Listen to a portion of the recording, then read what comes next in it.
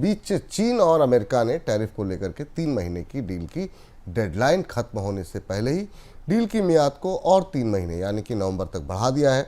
दोनों देशों के बीच बनी इस सहमति को मिनी डील के तौर पर भी देखा जा रहा है। अमेरिकी राष्ट्रपति ट्रंप ने चीन को टैरिफ से दी छूट की मियाद को 10 नवंबर तक बढ़ाने की बात कही है। उधर चीन ने भी कहा कि वो भी अमेरिका पर टैरिफ पर रोक बनाए रखेगा।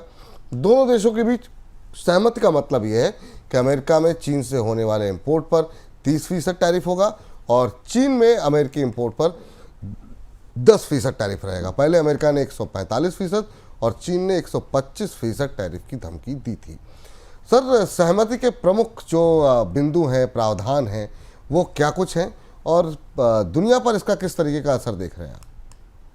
विपुल जी, कल ही हम लोगों ने चर्चा की थी और हमने आपसे कहा था, हम लोगों ने कहा था कि जैसे ही अमेरिका ने चीन के लिए एआई चिप का लाइसेंस खोला और एनवीडिया और एएमडी को इस बात की इजाज़त दी कि वो चिप बेचें और 15% पैसा रेवेन्यू का दें, ये भी बड़ी दिलचस्प सी डील है। उसी समय स्पष्ट हो गया था कि अब अमेरिका और चीन के बीच एक छोटी मोटी डील हो जाएगी जिसकी तैयारी चल रही थी, क्योंकि अमेरिका को जो तात्कालिक तौर पर चाहिए था वो अमेरिका को मिल गया, रेयर अर्थ, और चीन को जो चाहिए था वो चीन को इस एआई चिप के जरिए मिल गया। तो जो सहमति बनी है उस सहमति का एक हिस्सा आपको विपुल जी ने बता दिया कि अमेरिका के सामान पर 10% टैरिफ होगा और चीन के सामान पर 30% टैरिफ होगा। नवंबर तक ये संधि लागू होगी।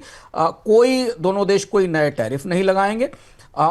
दोनों देशों ने, चीन ने अपने लिए क्रिसमस का बाजार हासिल कर लिया और डोनाल्ड ट्रंप, जिनको ये लग रहा था क्योंकि महंगाई के आंकड़े आ जाएंगे जिनमें बढ़ोतरी दिखाई देगी आपको, बढ़ती हुई महंगाई, क्रिसमस के दौरान महंगाई ना आए, इसलिए डोनाल्ड ट्रंप भी चाहते थे कि यह संधि तत्काल हो जाए, क्योंकि चीन की पर अमेरिका की निर्भरता बहुआयामी है, मल्टी डायमेंशनल है, तो क्रिसमस की सप्लाई प्रभावित नहीं होंगी, सप्लाई चेन्स स्थिर रहेंगी।